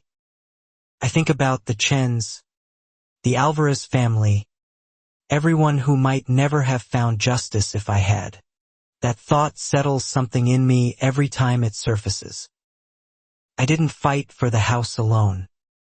I fought, without fully realizing it at first, for every family after me who'd have faced the exact same cruelty if Deborah had simply been allowed to continue unchecked. Protected by 9 years of unquestioned authority. Elias told me once, near the end of that second summer's leave, that he and Marcus had never doubted the outcome the way I sometimes had during the hardest months. You raised us to notice patterns and refused to look away, he said. We just applied that the same way you always taught us to. I laughed at that, surprised, telling him I hadn't taught either of them anything so deliberate, that I'd simply worked double shifts and hoped they'd turn out decent. He shook his head, smiling. You taught us by example, Mom.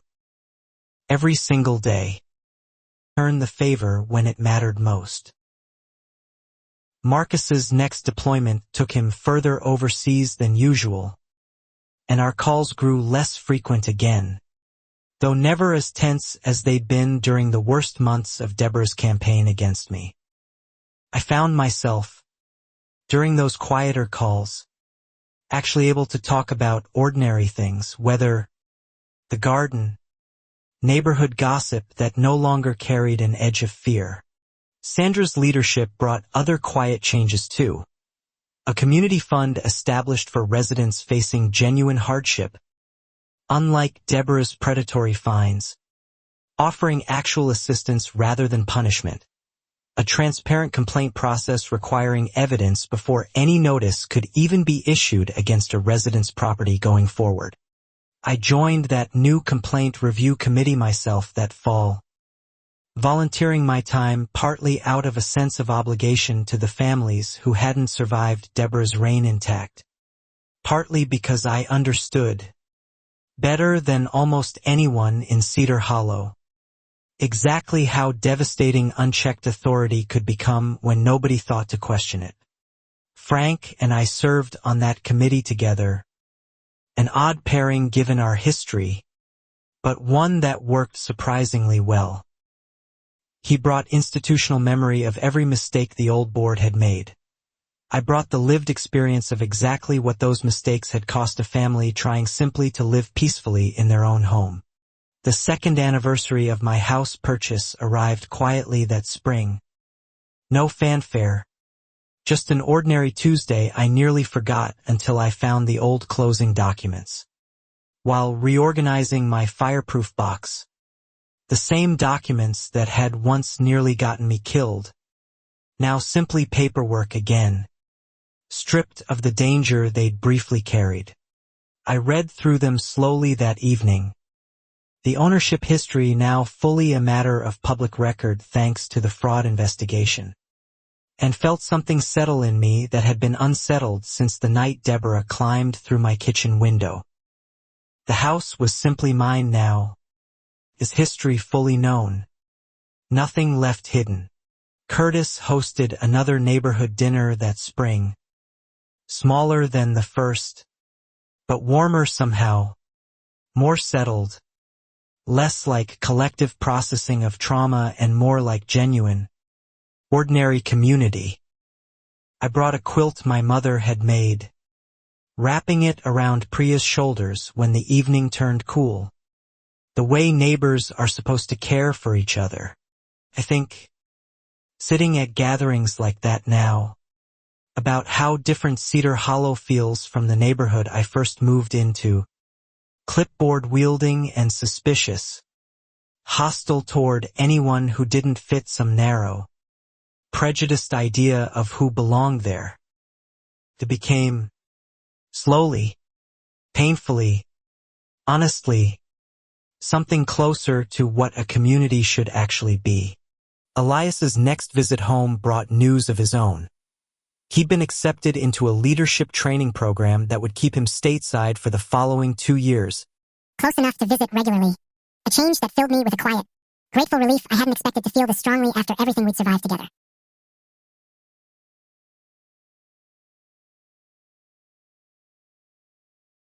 Marcus, still overseas, told me during our calls that he'd started mentoring newer soldiers using lessons from that year. Patience under pressure, the importance of documentation, the value of staying calm even when everything in you wants to react immediately. I never told him how proud that made me, though I suspect he already knew. The garden club Curtis's daughter and I started grew that year, eventually including nearly a dozen families across Cedar Hollow, trading seedlings and canning tips on Saturday mornings that had once been reserved for me, for anxious hedge trimming under the fear of Deborah's inspecting I finding some new violation to punish. I planted a rosebush that sprang along the front walkway, deep red, the kind that takes years to fully establish but rewards patience with blooms that return stronger every single season. Priya joked it was a fitting metaphor for everything Cedar Hollow had been through. I told her I hoped she was right. Sandra called that summer with news that the county had officially closed its books on the Deborah Ashcroft case entirely. All appeals exhausted, all restitution finalized. The entire ugly chapter formally concluded in every legal sense that mattered. I felt, hearing that news, a closure I hadn't fully realized I was still waiting for. I told Elias and Marcus that same week, both of them expressing a quiet satisfaction over the phone that needed no further words to convey. We'd talked about that year so many times by then that the details no longer needed repeating. Just the simple acknowledgement that it was finally, truly, completely over. The house, 3 years after I first sat crying on its empty living room floor, finally felt exactly the way I'd always imagined it would when I signed those closing documents. Safe, mine, filled with quilts and photographs and a garden nobody could threaten. A home earned twice over, once through work, once through fighting for it. I think some quiet evenings on that same porch where Frank once warned me to watch my back. About everyone who helped get me here. Renata's careful patience, Sandra's frightened but persistent courage, Frank's late but genuine honesty, Curtis and Priya's steady friendship, and my sons, always my sons, refusing to let cruelty go unanswered. Deborah Ashcroft is still serving her sentence as I write this. The neighborhood she once ruled through fear now governed by transparency and mutual care instead. I don't think about her often anymore, and when I do, it's with something closer to pity than anger, for whatever emptiness drove someone to build cruelty into a career. My sons still call every week, still ask about the garden, still tease me gently about the manila envelope I've never quite managed to throw away, kept now not out of fear but as a strange, hard-won reminder of exactly what ordinary people can survive when they finally refuse to stay silent any longer. I planted sunflowers again this spring, taller than ever, blooming right up against the fence line Deborah once measured with such petty, prejudiced precision. Every morning I water them before my shift. No fear in my chest anymore. Just the simple, ordinary pleasure of tending a garden in a home that is finally, fully, mine. Curtis stopped by last week with fresh tomatoes from his own garden, and we sat on my porch the way neighbors are supposed to, talking about nothing important, no fines, no threats, no clipboard waiting to punish either of us for existing comfortably in the homes we'd both worked so hard to earn. Sandra's still president, still transparent, still committed to the reforms that grew out of everything Cedar Hollow survived together. She told me recently the new residents moving in lately have no idea what the neighborhood once endured, and she's grateful for that ignorance. Grateful the fear finally faded enough to be forgotten by newcomers.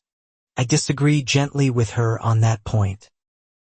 I think it matters that the story gets remembered, not to relive the fear, but to honor everyone who survived it, and to make sure no future HOA president, no matter how long they hold power, ever again mistakes a rulebook for permission to terrorize their neighbors. Elias, home now for his stateside training program, helps me maintain the garden most weekends. And last Sunday, kneeling together in the dirt, he told me he still thinks about that first night home. Finding Marcus standing guard on the porch, the shattered kitchen window, how close we'd all come to something far worse. I told him the truth. I think about it too, more than I probably should. But I've learned to let that memory sit alongside everything good that came after, rather than letting it define the house entirely. Both things are true. And so is the peace we finally, fully earned. Marcus's deployment ends next spring, and he's already talked about buying a small place of his own nearby, close enough to visit often, far enough to build his own life the way I once built mine. I told him whatever HOA he chooses, to read every bylaw twice before signing anything at all. He laughed at that, promising he would, though I suspect some lessons only fully land once lived through directly. I hope, for his sake, he never has to learn them the way I did. I hope, more than that no family ever again has to survive what Cedar Hollow once put mine through. The manila envelope sits in my kitchen drawer even now, worn soft at the edges, filled with every unfair fine, every photograph, every letter that once made me feel small in my own home. I keep it not as a wound anymore, but as proof that documentation matters, that truth outlasts intimidation, that patience wins. I've started, this past year, quietly mentoring other residents in nearby HOAs who've reached out after hearing our story secondhand. Families facing their own versions of unchecked authority. Teaching them the same lesson Renata once taught me. Document everything, trust your instincts, and never assume silence keeps you safer than the truth eventually will. Priya says I should write it all down properly someday. The whole story, start to finish, for families who might need it. Maybe I will. Settled for telling it quietly, porch conversation by porch conversation. The same way this community slowly learned to trust itself again after everything it survived. My sons ask sometimes if I ever think about selling, moving somewhere with no history at all, no memory of shattered windows or fence measuring cruelty. I always tell them no, hard way. And I'm not giving up a single flower, a single quilt, a single hard-won evening on this porch. The rosebush I planted 3 years ago finally bloomed fully this spring. Deep red against the white trim Deborah once approved without complaint. The one small kindness her bylaws ever accidentally granted me. I cut the first bloom and put it in a vase on the same kitchen table where this entire fight once began. I think, looking at that vase some mornings, about everything that table has witnessed: fear, evidence, printouts, tears, and now, finally, something as simple and ordinary as a single flower from a garden that belongs, completely and permanently, to nobody's authority but my own. Elias leaves next week for a brief training rotation, promising to be back within the month. And Marcus calls tonight from overseas, his voice steady and warm the way it always is now. No tension underneath it anymore. Just an ordinary son checking in on an ordinary evening with his mother. I tell him about the rosebush, about Curtis's tomatoes, about Sandra's transparent audit meetings. Small ordinary details that would have meant nothing during the worst months of Deborah's campaign against me, but now feel like the entire point of everything we fought so hard to protect and finally, fully, reclaim. He tells me he's proud of me, and I tell him the same, and for a long moment neither of us says anything else. Just sitting together in comfortable silence across an ocean, connected by a phone line and a house that finally, completely, belongs only to the family who fought to keep it. Cedar Hollow held its annual summer block party last weekend. String lights strung between houses that once watched each other with suspicion. Tables of food shared freely between families who once whispered warnings over fences instead of speaking honestly. I stood in the middle of it, garden gloves still in my back pocket, and simply breathed. Sandra gave a short speech that evening, thanking the community for its resilience, never mentioning Deborah's name directly, though everyone present understood exactly what resilience she meant. Afterward, Curtis raised a glass toward my porch specifically, a small, warm gesture that meant more to me than any formal recognition ever could have. I raised my own glass back, thinking of Frank's quiet courage, Sandra's frightened bravery, Renata's patient diligence, the Chens and Alvarez family, finally able to speak their truth aloud, and my sons, always my sons, who came home and refused to let cruelty win the final word in our family's story.